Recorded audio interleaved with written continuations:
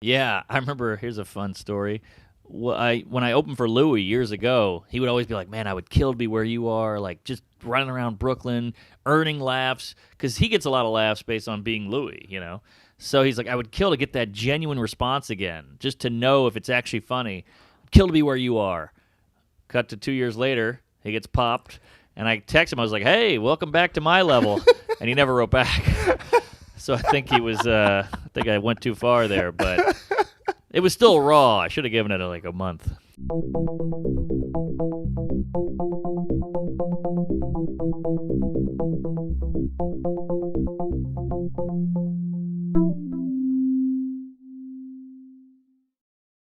Hot breath.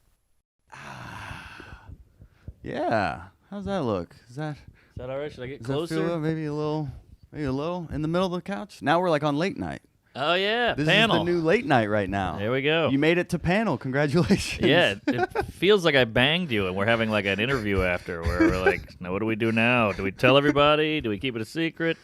Well, I felt like that when we were doing. I was like, "Well, what food do you want?" And then I was like, "I'm here. I parked. What room?" It Oh, felt yeah. like it was a whole like setup here. Yeah, like a one-night stand. Which you know a few things about. Oh yeah, wow, look at that. This is some water for you. Ooh. We have our own water now since we last did this too. Wow, hot breath. Hey. I've had that in the morning. Yeah, that's all for you, man. Oh well, thanks. Jeez, you got your own water. You got your own office now. This is great. I don't even know where to begin, just because I'm excited to get you back on here after 2 years. And Has it been 2 years? It's been almost 2 years to the date, yeah. And I haven't progressed. You haven't Well, I'm progressed? still in the same hotel room. It's not a a nice good sign. hotel. There's It's a nice way hotel. worse hotels out on the road. This is the W, Midtown Atlanta. Here watching, working the Laughing Skull all weekend. Oh yeah. So let's welcome them. Hot Breathiverse, welcome to this Hot Breath episode. Today's guest really needs no introduction. The last time he was on here, back in Hot Breath episode number 84, we talked all about just his rough start where he was a janitor, sleeping on trains, getting robbed, all in his pursuit of comedy. And now we're going to interview him about his recent successes. And this guy right here is just a comedian who is just focused on being funny, not worrying about what other people are thinking besides the voices in your head, of course. Sure. But just always just doing the work, I think, is a big message of this episode and this comedian. So a prime example of what you can get out of just focusing on being funny consistently. So that being said, Well said. Here. Mark Norman, welcome to the Hot Breathiverse. Good to be here in my hotel room. Thanks for coming up, and he brought snacks. So I I want to brought snacks. give a big thanks for the snacks. Underrated. Yeah? Goes a long way. People, I brought you some flowers or whatever. Snacks. Yeah. We just want to eat. That's what a thing I made with this podcast before we had our own water. It was I would just bring people like water that I printed labels on, like just Sure. myself, just because like you just want to add a little something for the guest, make them remember you. Oh, know? yeah. But I didn't even know what you ate. You're kind of like low key in shape now. Wow. Like, I mean, people I look at don't- Mark like, ugh, and then you're like, oh, you're like working out. Like, what's going on here, Mark? Well, I cut back on the sauce. I was a real booze bag, and then I was just rotten fruit. I was just doughy. So I said, I'll go to the gym once a week, and that's it. You just go once a I week? just go once a week. I used to box. I got really into boxing for a while, but my trainer guy fell off. We'll get to that later. But and I was like, I don't want to meet a new guy and all that, so I just gave up on the boxing thing. But now I just do little dumb tricks. When you're on the subway, I just lift my feet off the ground. It's like a little OCD thing that gets the abs going. Yeah. There's always time to do. I do weird squats in the morning. I do what I call bed jumps. I'm in hotel rooms so often that I'll just jump from the floor to the bed 30 times, which doesn't sound that crazy, but it really gets the core burning. Mm-hmm. 'Cause you got to get those knees up. So give it a whirl if you ever get feeling chunky. And what are the squats? What are the squats you do? Well, The I have weird I have squats, you said. weird. I have zero thigh. I have no thigh meat. It's just femur. And is that femur? Is this the Yeah, femur? I think this is your femur. Yeah, right? it's just femur. And so I just go up and down, and I do that 50 times, and that Yo. burns.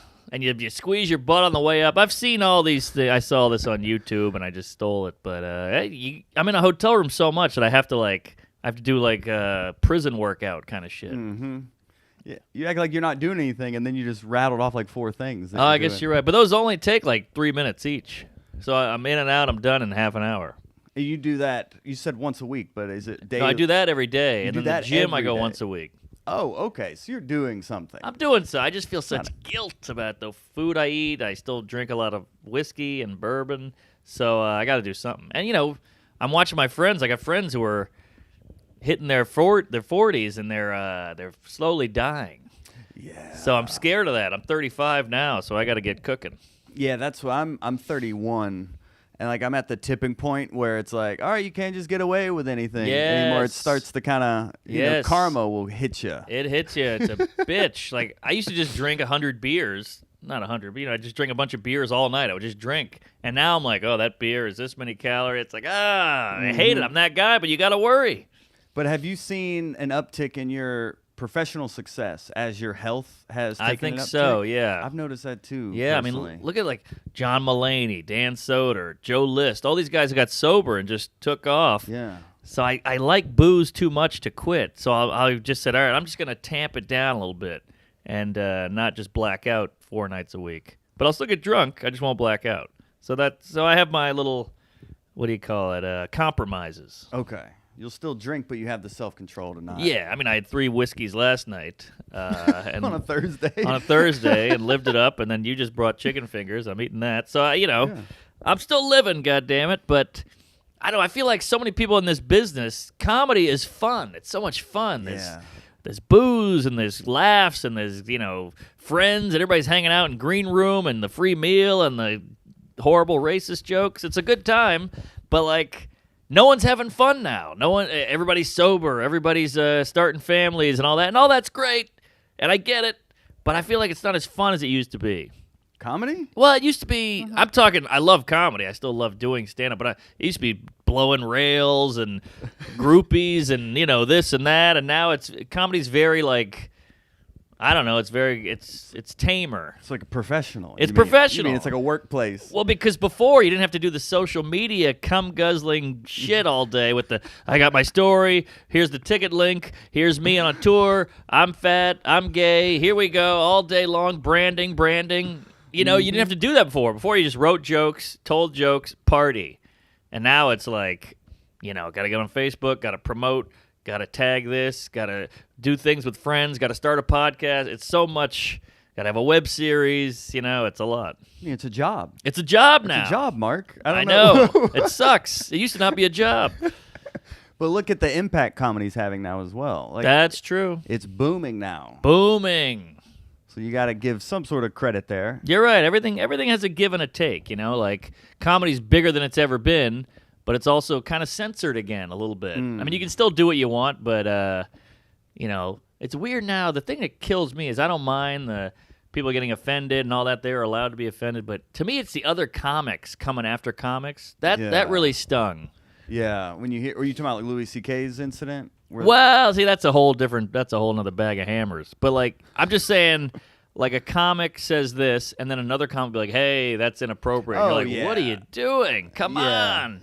Yeah, I'm into the belief that like comedy is a language that like comedians can speak. Yeah. And like we just have a rapport that I feel like outside of comedy people just don't have a context for. So Right. like anytime a comedian says something, I'm not like, oh, how dare you? I'm like, oh, they're a comedian just like Yeah. trying to talk the language. Yeah, I like- mean, how many comics have said horrible things about like men or whatever, and then she comes off stage and you're like, "Hey, what's up?" Because you're in the green room now. You're back to reality. These Yeah. are all jokes, but I have a theory, and so tell me if I'm talking too much. Dude, this is your show, Mark. All right, I just had This a is cup for of you. coffee. I'm gay, so That's your ultimate out. You always just say, I'm gay. yeah. Which is funny because whenever gay guys get, gay guys, you always hear about them getting beat up for being gay. I've always gotten out of fights by saying I'm gay. Like, hey, did you just touch my girlfriend's ass? I'm like, I'm gay, and they're like, oh, all right. Thought I was gonna have to beat your ass for a minute. So, So your theory. what was my point? We were talking about comedians offending, and you had a theory. Oh, I got it back. All right, thank you. So I think everything is so phony now. Like the news, everything is fake on the news. You know, every quote, every platitude, big is beautiful, but then you still go to the gym. So you're like, which one is it, you know? So everything is all just like feelings-based and got to be nice and all that. So I think comedy, the whole point of comedy, the whole funny thing about it is it's true. You know, you go, oh, it's funny because it's true, or that's so relatable. I feel the same way. So comedy's like the last place you can tell the truth. You can't tell the truth on the news now. The news is gone. Journalism is horrific. So, like, now they're going to come after it because they're like, damn it. We've kind of, these people are like, hey, we've stifled everything. We've stomped everything out true-wise. But comedy, they're still doing it. So I think people are, A, going towards it, which is why it's so popular, and B, coming after it angrily because it's true. So a lot of it is true. Yeah. Do you So. see a solution or a resolve? I think you just got to keep doing it because we used to go, oh my God, I'm sorry. Let me retract my statement. Now just go. Just don't apologize. Just keep going. And I'm not saying say horrible things. You know, if you're some alt-right weirdo, get out of here. You know, if you're some white guy who's just like, why can't I say the N-word? You're like, all right, you're bad news. But like, if you're just being funny and it's a good point, that's comedy. Get over it. I think the key point there is funny. Yes, It has yes. to be funny. Yes, exactly. And that goes on all fronts. If you're gonna shit on Trump, go nuts. But it's gotta be funny. Don't just go, Funny. he sucks, and everybody claps. That's not rape is bad, racism is evil. Yeah, no shit. That's easy. That's agreeance. That's not stand up. That's not comedy. It's spoken word. Spoken word. It's just poetry if there aren't laughs. That's what I don't care. As long as it gets a laugh, then Yeah. kudos for finding that laugh. Here, agreed. Even if it's the most horrible dead baby, school shooting, pedophilia, AIDS, rape, cancer. If it's funny, it's funny. Because you always hear, oh, you can't do rape jokes. But I have a joke in my act where I get raped. Kills. Kills. So it's like, oh, so you're against rape jokes. But if I get raped, it's okay. Well, what about me? Well, you said that in our last interview we did on here. You had a quote when you had worked with Louis C.K., and he said to make your jokes personal. So instead of saying hangovers are like this, you go, Right. I was hungover. Wow, you remember it. Good memory. I do remember that. Because Well that's like done. one of those gems you're like, oh, yeah, just flip it onto yourself. Always flip it, yeah.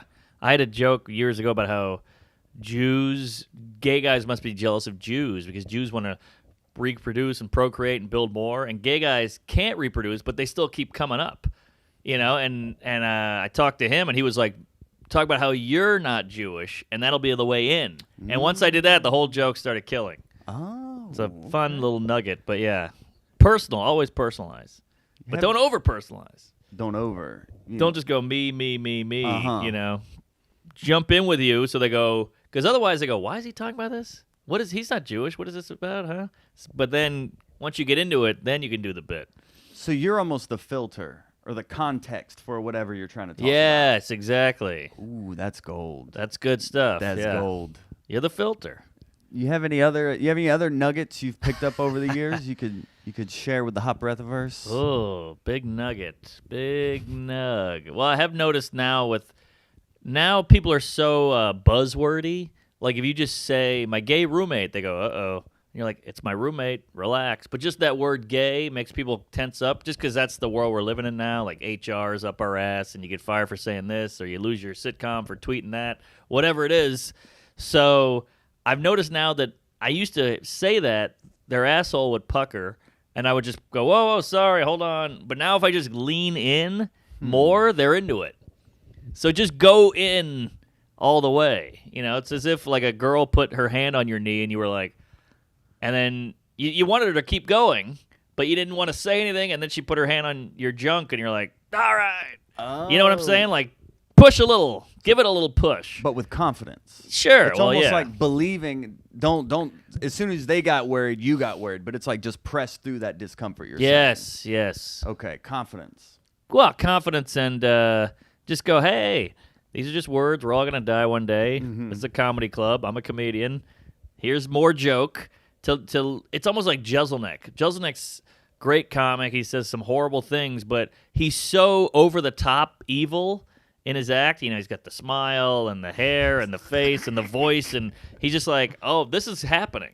And you kind of relax more because you're like, it is happening. We're at 100%. You know, it's so. outlandish the darkness that he says that like it makes it okay again. Whereas if a guy's tiptoeing around it, it's like, oh, this guy seems shady and weird. Do you find that that's how you can get an audience on your side? Like I've been doing longer sets now, so I've been noticing trying to like find that rhythm with the audience. And the first couple of minutes in a longer set, you're trying to figure them out, and all of a sudden there's that like aha moment where they just jump on your side. Right. Is that? And I saw you do this last night as well, where you were kind of just doing your jokes, getting some laughs, and all of a sudden you did a joke and it just like broke it open. Does that come with just continuing to hit on your rhythm, continuing to hit on your pattern, and not trying to let the audience delegate what you do? Does that make sense? I guess that is. I guess I just do the road so much that that's subconscious, where you got to talk about the city you're in, talk about the local stuff for 2 minutes, riff on a guy in the room. You got to just show you're in the room. You got to show you know where you are a little bit. Because it's weird when those guys come out and go, hey, I was at the bank today. And you're like, whoa, no hello, no nothing. Like, we're just right in there. It's almost like anal sex. You got to ease. You got to ease it in. You can't just jam a fist in there. You got to put the lube on, maybe a makeout, a candle, then get in there. But I think that's just something I learned where you kind of gotta grab the hand before you grab the vagina.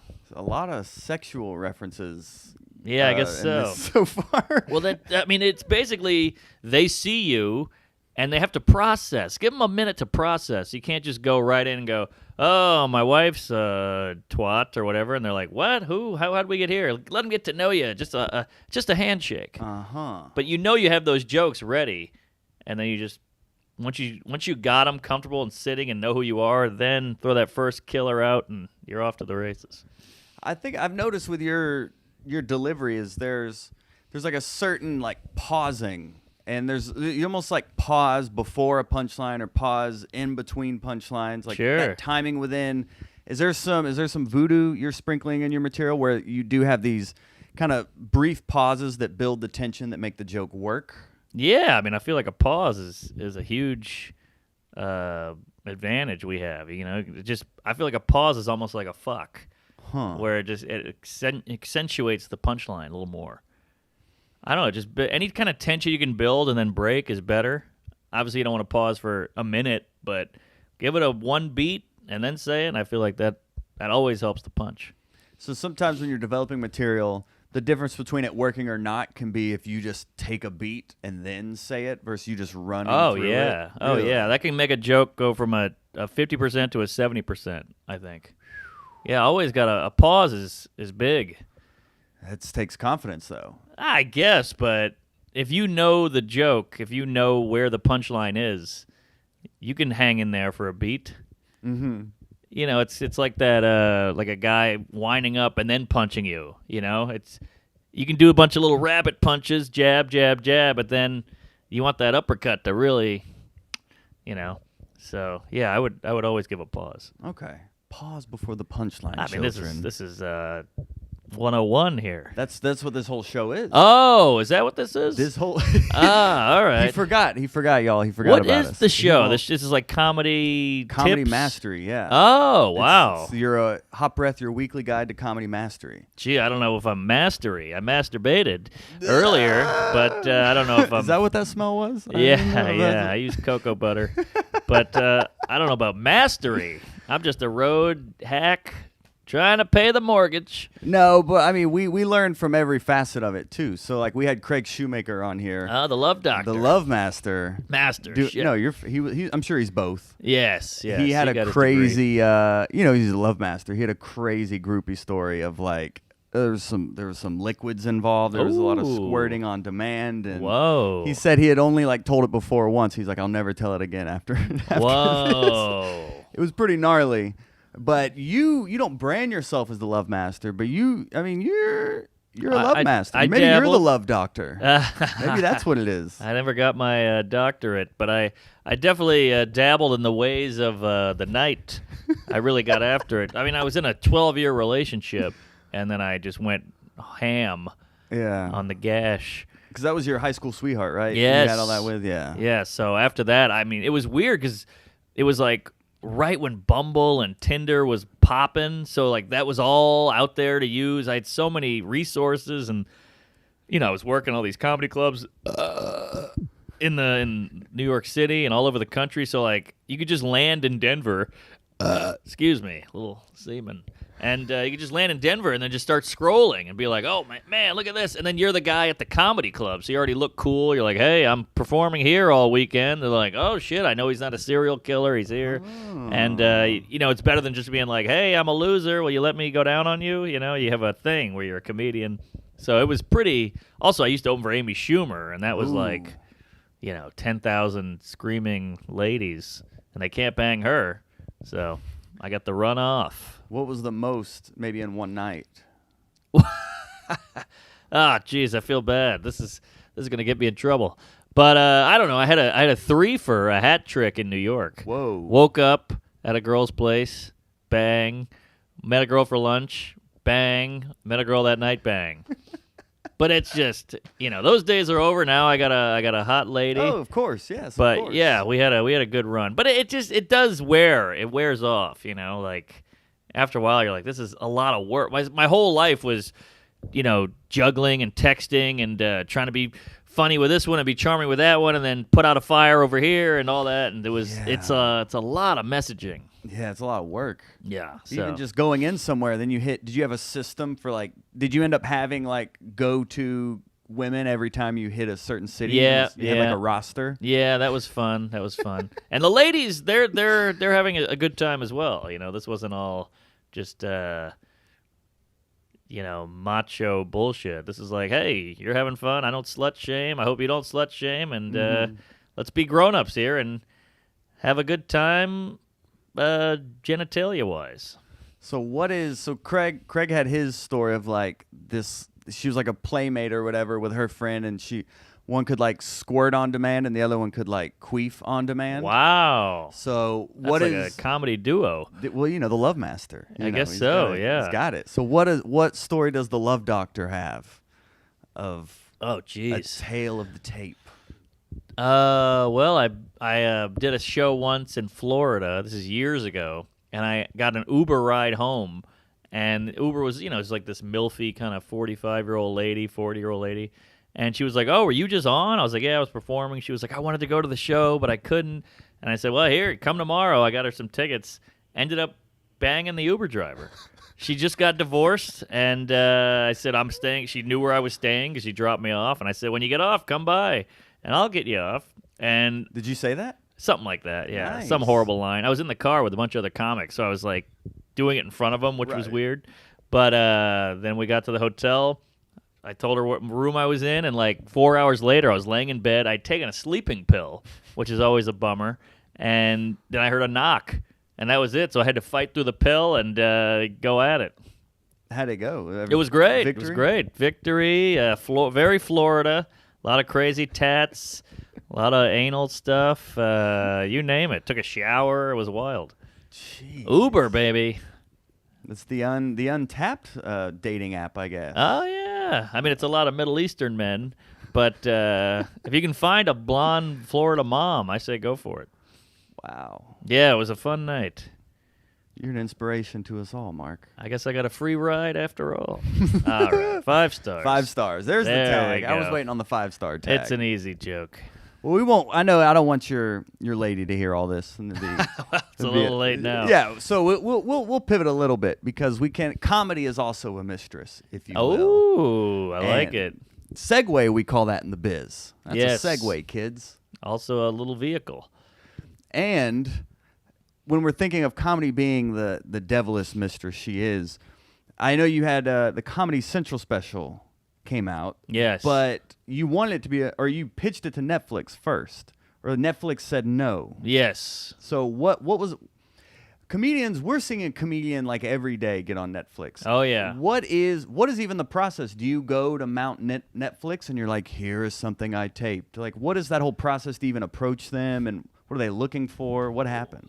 Basically, I think you gotta just film something. Now it's all different now. Before you could just send them a tape of like, here's here's 20 minutes of my hour. It's killing. I think this could be something. Or I shot an hour on HD, 4K. Here you go. Tell me what you think if you want to buy it. And now they're so closed off now because they realize they're the biggest. They realize they've got all the exposure. Yeah. Everybody wants, it's like Ellen, Seinfeld, Chappelle, Rock. Like they all go Netflix. So they know they have that power. And now they don't want to take a shot on some young guy. Like before, Segura was kind of like, oh, we'll take you, whatever. Oh, Tony Hinchcliffe, Ali Wong, whatever. And they just accepted those. And then boom, they blew up. But now there's so many comics that I don't think they want to just take everything. Like I know some guys, I'm not going to say their names, but killer comics. Netflix won't even answer their emails and everything. And I'm like, now they just put it on YouTube and they're killing. And I'm like, see, Netflix, you could have had that. Like comedy's all about the up-and-coming, hungry new guy or girl. It's not about Ellen. I get it. Ellen will bring tickets in and Sandler has a special, so they'll bring views. But like, I don't know. You got to book because the guys on the road are the ones who are good. They're the ones like in the pocket, top of their game, just slugging it out at a Funny Bone every weekend.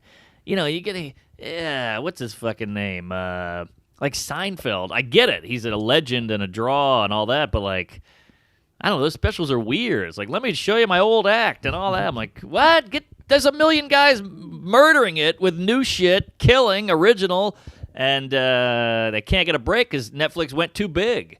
They went too big. It's got to be like Howie Mandel's coming out with one. It's like Ray Romano. Ray Romano. You got to be like this legendary status, which I get. It gives them a good brand. Like, look at us. We have the elite on here, which I get, but put the new guys on as well. But I don't know. But from a business perspective, I mean, it makes sense that if Ray Romano's going to be like, hey, I'll do a special on your network, it's like, okay, who are we going to pick? Right. You know what I mean? Like totally, of course. And I get that, but Ray Romano, you got to pay $20 million. Give me $200,000. I'm in, baby. Boom. And it'll help my career. And also, I'm in this for the long haul. Like I'm 35. I'll be doing this in 30 years. I'm still going to go. But I get it. But here's the beauty of Netflix turning down everybody. It's caused all these young, great comics to do their own thing. Go online, start a podcast, start a web series. The more rejection you get, ironically, makes you stronger and more versatile and creative. You get outside the box and you start putting out your own shit. And thank God for YouTube. I mean, they say YouTube is going to be the next thing when Netflix goes away. That's what I've been fascinated with what Andrew Schulz is doing. That's the one guy I was talking about. Yeah, when he was on here and we were talking about like how he shopped his special everywhere. Yeah. Nobody wanted it. And he's funny. He's got good stuff. It's edgy as hell. Yeah. It's topical, but he's, also it's the whole like you're another white guy thing, which nobody likes when you bring that up. But like there's a million white guys and you kind of blend together after a while. So so like a lot of white guys are getting creative. And I get it. I'm all about diversifying and all that, but like don't just put up a guy because he's trans or whatever. To me that feels weird. Like there's funny trans comics. Put them on. Don't just put them on because. I feel like that's offensive in a weird way. They're just wanting to check a box. Exactly. And I get it. They're trying to cover their ass, but like let's keep the quality up. There's a ton of funny minorities, Yeah. You don't need to put on a bad one. So did you film your special yourself and then you pitched it to Netflix? No, I just you talking about the Comedy Central one? Yes. No, they said no, so Amy Schumer said, hey, I'll produce it, and Comedy Central was like, we'll take that. They wouldn't take it with just me. Did you pitch them to see if they would? Yeah, they were like, sorry, we like you, but sorry. And I was like, okay. And then Schumer's like, I'll put my name on it. And they're like, we'll take it. So it's the business, So you didn't even have one filmed yet. No. You went to Netflix like, hey, I have an hour, but it wasn't filmed or anything yet. No, nothing. Because I've heard of comics doing it all themselves and then they like present it to Netflix. And I've Netflix heard that just too. buys it up. But I had that was like 2016. I had no money. I couldn't afford to because those are like 30, 40 grand to So shoot I was wondering that. how much those kind of productions usually cost. It's not cheap. You got to rent the place. You got to rent the equipment. You got to get a guy to edit it, a color corrector, all that shit, and it just keeps going up and up. And they'll be like, it'll be 50 grand, and by the end of it, it's 72 grand. You're like, God damn. And then you get 100 grand back, so you're like, all right, I made 20 grand, I guess, but then the agents take 10%. So, Boom. But to me, like, that's why I might just go Schultz's route and go YouTube, because I just want people to see it. I just want people to come out and buy tickets. I don't need to be fucking Sebastian Maniscalco. That's not my goal. I mean, he's on another planet. I just want to be a comic that people care about. So you just need, when it comes to YouTube, I guess you're not making money when you put it on YouTube immediately, but the money comes on the road. Is that what you mean? So you put it out for free with the hopes of return with ticket sales. Exactly. Okay. Because once you start selling out, there's so many pronged effects that help your career, and I'm geeking out here. This is some real comedy shit. This is the game, but okay. We are in it all the way, I promise. See, that's where my brain goes. You're fucking up, you're blowing it, but I'm gay, doing the show. That one too, yeah. Yeah. No, dude, this is perfect. All this right. is what we need. So, you get your shit out there, so now people go, okay, you're this kind of guy. Because I do a lot of late-night sets, and late-night sets are squeaky clean. They alter your material. They say, can you change hobo to, urban camper or whatever the fuck it is? You're like, all right, this is not really me anymore, but fuck it, I'd like to get on television and get some views. So that's a whole thing. But with your hour, you want it to be edgy. You want to say whatever you want. You want it to be completely you. And I feel like some places kind of take that away, but where YouTube won't. They'll just go, yeah, do whatever you want. So now you get people coming to see you, and they know you. It's not one of those things where they see you on Comedy Central being squeaky clean, then they come out and see you, they're like, whoa, that was a lot of jokes on pedophilia. And you're like, well, this is who I am. I'm a pedophile. No. But so you get the people who you want to come see you, and now you got your own audience that knows you, so you can be weirder. You can try more. You can get creative. Instead of just having like set up punch that will work in any room, you can kind of be more you and branch out and figure out who you are more. Because they know you. Does that make sense? Yes. You go watch old Bill Burr. You watch old Bill Burr, he's like, how you doing, folks? Good to be here. He's wearing a suit. He looks weird. His name was Billy. Now you watch Burr, and he's like, what the fuck is up with this shit? And he's talking about everything he wants to talk about, which he couldn't have done before. You need your crowd to do that. So that's one good thing about just putting it out there and having people come see it. Yeah, and that's really these problems almost create progress, like you were saying, in terms of, here's a roadblock. Oh, we'll just find another route. Yeah. And it's the more unique and authentic route. And isn't it terrifying thinking about like the early 90s when a guy, like a killer act, they were probably just out there in obscurity killing and nobody knew about him. And then on TV they show you fucking Elaine Boozler and Dennis Wolfberg, and you're like, yeah, these are funny, but like, what if there's some murderer out there that we never know about because these gatekeepers just won't let them in? Mm-hmm. Now that is the value of the internet, is you can create it yourself. Exactly, yeah, and that's what people are doing. And boy, it's changed. I mean, look at Joe Rogan's podcast; it's like zillions of hits and views, and like that's just on YouTube. Like, if he went to Netflix, who knows? 5 years ago, whenever he started, they would have been like, we're just going to play you on a mic? What? Like, you're not going to buy that. He'd be like, okay, and then put on YouTube, 8 million, 10 million views. It's crazy. Yeah, because even thinking of the internet versus television, or YouTube versus, like, the old tube, did your Comedy Central special even get traction? Like, no. Nobody saw it. It was almost like people saw your late-night sets more than, like, your special. Well, there's a couple reasons. Again, I should tell you, I ate an edible like 3 nights ago, and I'm just sober now. So you're like the first person I've talked to sober. I did the set last night. I was still a little loopy. I can't mess with that stuff, man. It's too the worst. Much. The worst. Don't ever do it, kids. Edibles. It's really not worth it. Not worth it. I'm just counting the minutes to when it's over. It's shaking. It was brutal. So, what was the question? So we're getting a fresh Normand right here. Yeah, that's why I'm talking so much. I got a lot to get out. No, that's great. No, we were just talking about your Comedy Central special not getting traction. Oh, yeah. Nobody saw it. I put these clips online now on Instagram. Those get way more hits than Comedy Central because you can share it. They're small. They're like a minute long. And that's the key now, man. Like, TV, I hate to say it, but it comes on once. If you miss it, it's over. Whereas online just lives forever. And like sometimes people will see one video and they're like, oh, I like that. Then they'll go check the next 3 down. Like, what else has he done? And they're scrolling through, and I'm getting views on videos from like 2 years ago and stuff. So the internet's the way to go because That late, I mean, that Comedy Central, nobody saw that. Also, Schultz had a good point where he thinks people don't want to watch an hour. You know, everybody puts out their big hour, their big special, but nobody can get through a full hour. Yeah. So his thing is he puts short clips on YouTube, and they'll watch one after another, which will actually spend 2 hours doing, but they like to be able to control it. And he broke his special up too into like 15. He did like 15 minutes at the Cellar. Mm-hmm. I mean, like what Ray Romano did pretty much after Schultz released his. Yeah. I don't know. I mean, I don't know if he took the idea or not. But Schultz, he like did a 15-minute set at the Cellar, then moved on to the next and the next, and kind of broke up his special to make it more like a documentary, than like an actual special. Yeah, I remember that. Do you think that that's for like I mean, like okay, let's say for me, for instance, if I was wanting to shoot a special.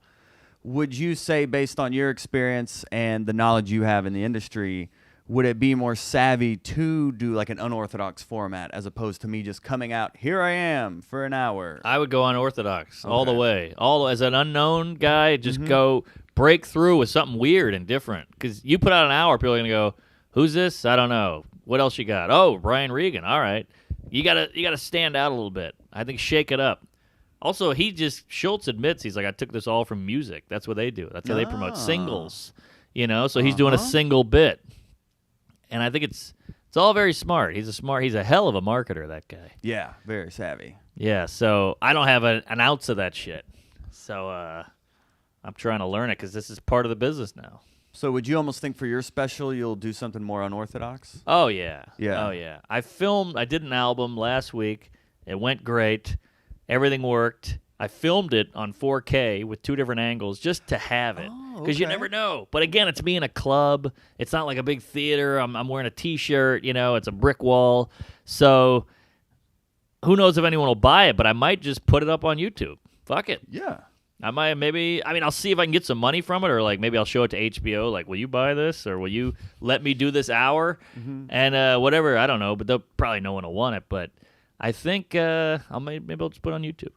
But if somebody does buy it, like let's say a Comedy Central, when we're talking about the business of like a special, do you just get an upfront payment, or do you get upfront and then you may get a cut if it gets a lot of traction as well? You get an upfront. It's all upfront. They're especially Comedy Central. They're very, I don't want to say they're strapped, but they're like, we don't have money, just give.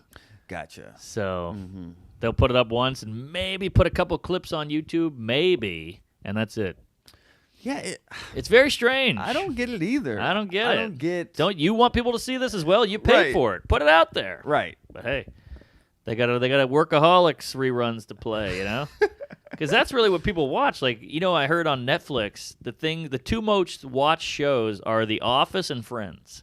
Really? And they cost like $1 zillion a year to keep the rights to it. But that just keeps people on Netflix. You know, that they watch hours. My girl, she sleeps to The Office. She puts it on, just goes to bed. It's part of our, you know, the American culture now, where it's like in the zeitgeist. Just that I'll be there for you. You know, you're just like you feel familiar, and you go to bed and kill yourself. Yes, go to bed and kill yourself. I think it's just a way to shut down now, that familiarity. Okay. That's why everything on TV now is like, we're remaking Jumanji, we're remaking Ghostbusters, we're remaking Starsky and Hutch, whatever the hell it is. It's like, we're so up our own asses that we have to have something that we've heard of before. So maybe the unorthodox special is looking at old specials and maybe just almost kind of reinventing. Maybe reinventing in a way. Or making it a derivative, not stealing. It's a derivative, as they say in the art world. It's not a bad idea, though. Maybe, hey, please. Yeah, I like it, like a vintage kind of thing. Yeah, just see because kind of like how Andrew was saying, you know, he adapted from music, kind of their format. Maybe just, and instead of us trying to figure out what's next, it's like, well, what happened? And see if we can just bring that to be next. Sure. It's not a bad idea. It's not a bad idea. Just see what's out there. But now you're just recreating again. Now you're just making another remake. Yeah. I guess. Well, it's a remix, but... It's a remix, but who knows? People... I don't know. I mean, someone's going to be like, oh, I'll do that, but then you still got to do the work. That's what right. I mean, that's what I love about this show is like, sometimes people are like, well, I don't want to give away too much. I was like, people still have to do the work. Yeah. Like Nobody's doing anything.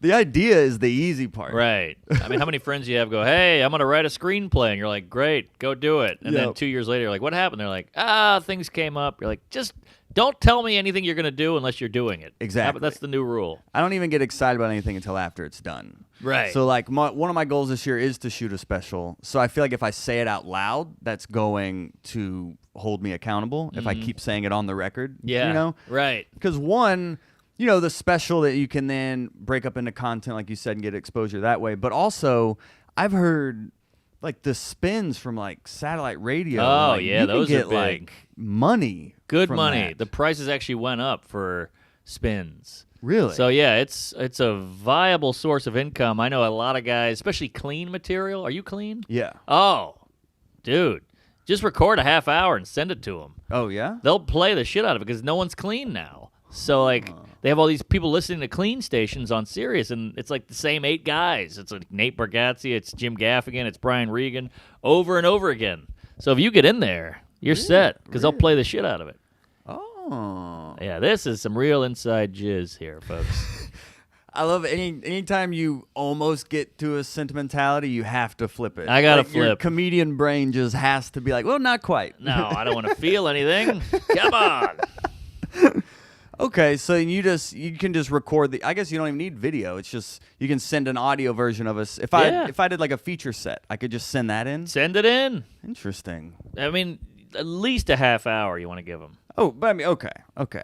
And you want to be quality. You want to be your best version. Sure, You don't want it sure. to be like some half-baked joke that you yeah. just throw out there. But Sirius is so cool because somebody will hear that in fucking Portland and be like, hey, you're really funny. I showed my friends. Do you have an album? Do you have a YouTube? Do you have whatever? And then you start getting a little buzz going. Yes. Yeah. Somebody in Britain might hear it, or Scotland, or whatever. That's what I've noticed with this podcast is we almost have like there's almost like hot breath hubs a little bit. In like Montreal, we have like a nice little core listenership. We in England we have is it called England? I don't even know what to call I it. believe it is England. Great Britain's the old name. Yeah, Is well, it's it a little something. It's a little pretentious. I don't. I went liberal arts. I don't know. Yeah, history. England. Yeah, England. Yeah. So yeah, and then Ireland. There's a few. Like it's amazing with the internet. Like how you can connect with people. Oh yeah, And I'm sure because you not only have created a bunch of comedy content, but even like the podcast. Like you have your nice own ecosystem. Have you seen that to be driving ticket sales? yeah, for sure. Because I'm nowhere near a big draw, but like I got a podcast. People are enjoying it, so I'll get like 10 to 15 fans at every show now, which is great because you already get the walk-up traffic. You get the we need something to do tonight traffic, and then you fill that in with your people. They fill in those little pockets. So now you got to sell out with some of your fans, and your fans are dying, and they're going crazy. So then the other people go, maybe we should go crazy. And it like infects the whole crowd in a good way. Yeah. So so I can't imagine if I had like a full room of fans. That would be very exciting. Like when you open for like a Kreischer or a Rogan or a Segura or whatever, these people have their own that every single seat is a fan who knows them and loves them. I would get nothing done because you could just come out and go, hey, I'm a douche. And they'd be like, you are, yeah, you know. Isn't that why Steve Martin quit? 'Cause I guess it is, yeah. It was just like layups at some point. It was Right. like, it's just too crazy. Yeah, I remember, here's a fun story. When I opened for Louis years ago, he would always be like, man, I would kill to be where you are, like just running around Brooklyn, earning laughs, because he gets a lot of laughs based on being Louis, you know? So he's like, I would kill to get that genuine response again, just to know if it's actually funny. Kill to be where you are. Cut to 2 years later, he gets popped, and I text him, I was like, hey, welcome back to my level, and he never wrote back. So I think I think I went too far there, but it was still raw. I should have given it like a month. But now, okay, the comedian in me wanting to worry about networking may not try to push that envelope. I may like not want to do that, thinking of well, I don't want to ruffle any feathers. But in your career, you're just like whatever. This is what I'm thinking. You don't want to do what? So it's like if I had opened for Louis before, okay, and he just had this event come out yes, where he got popped, like you said, and then I don't know if I would want to text him hey, and you're back down with me. Oh, yeah. Almost as if like, well, then maybe I won't be able to open for him again, or maybe Oh. he'll resent me, or like, Well, is that just all just a delusion that comedians No. should not worry about? I think you're smarter than me because I didn't even think about that. I was like, this will be funny. A joke, I right? was just doing a joke, and he's a comic, and we know each other, so I thought, oh, it'll be fun. But I think it was such a devastating blow that I think it was like, all right, I don't have time for this shit right now. So, but also, I can't tell you how many countless times that's hurt me. Just saying, here's a joke I haven't thought about yet, or haven't thought about the consequences, and I just say it. And sometimes it helps, and a lot of times it hurts. So keep doing what you're doing. Oh, okay. Don't just say shit because I got beat up and I've gotten fired and all that. So, like, yeah, you got to watch what you say. But I am missing that little guy on the shoulder going, I wouldn't do that one.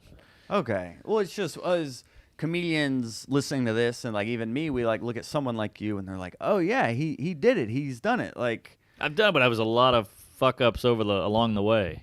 But so it's almost just you being funny almost kind of will sweep those under the rug eventually. Is that Yeah, what? yeah. Funny is should be number one. It's like 9th on the list now of why people get big.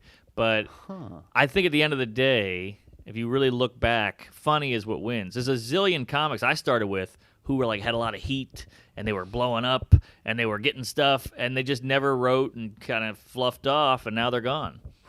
And I've only been doing it 12-ish years. So imagine a 20-year career. You see a lot of people come and go.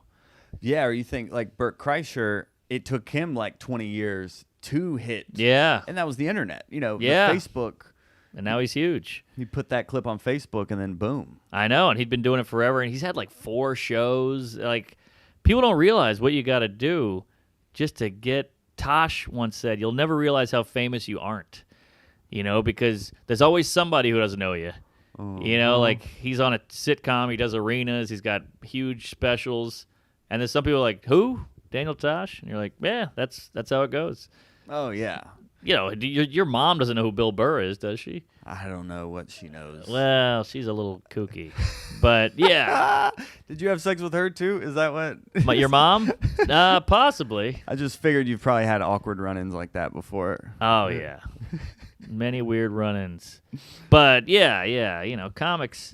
I forget, you know, I act like this is the center of the universe, but it's just like a niche art form that It 3 is. people care about. Yeah, it is. But as comedians, it's everything. It's everything. Yeah. But we're basically like in a punk band pontificating on like, did you see Rat Dick? What a band. Oh, they were pure. They had integrity. And, you know, these other guys are, you know, sucking the man's dick. They're corporate now. And you're like, nobody gives a fuck about it. We got problems. We got kids. We got a hobby. Yeah. But that's what I do with comedy. And I got to realize, hey, this is just like this weird subset of entertainment that nobody gives a shit about.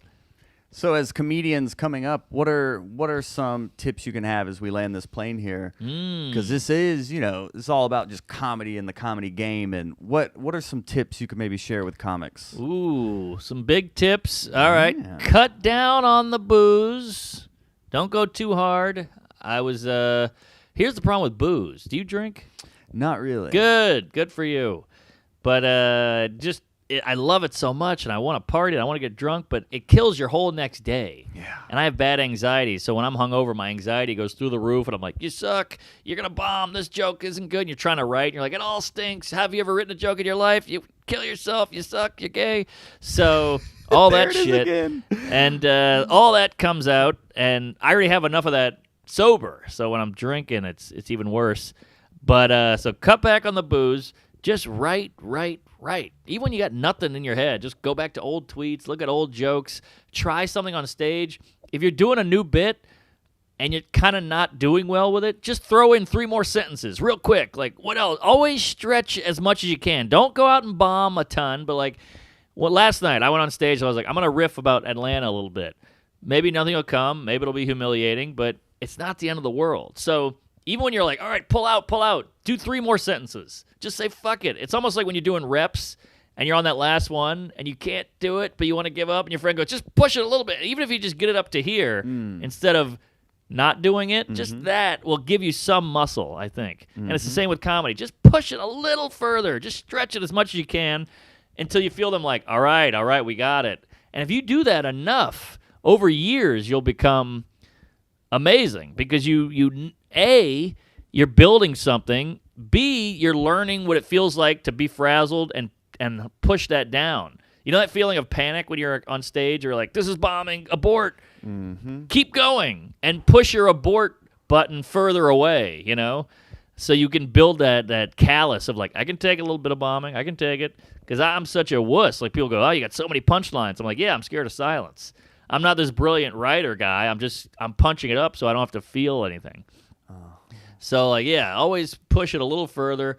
Try to riff. Do that joke that you're scared of doing. Sometimes when I'm on stage, I'm, like, a little nervous, out of my element. I'm like, this isn't going as well as I hoped. That's when you try the new bit because that's when you're the most vulnerable and raw.